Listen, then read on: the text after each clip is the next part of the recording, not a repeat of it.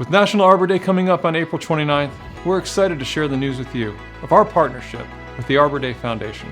The longleaf pine, once a dominant tree species in the South, has now dwindled to cover only small areas of land.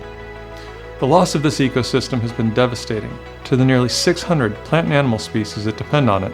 Southeast Lyman Training Center will be planting 1,400 longleaf pines each year to replace the many poles we use for students and help offset our impact on the environment and ecosystems. These trees will cover over 2.3 acres of land and be part of a larger effort to replant over 500,000 longleaf pine trees in Georgia.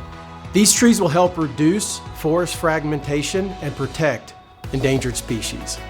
42,000 gallons of runoff will be avoided. 5.8 tons of air particle pollution will be removed. And over the next 40 years, 1,866 metric tons of carbon will be eliminated. So I just want to personally thank you for watching and allowing us to share with you one of the many ways Southeast Lyman Training Center gives back.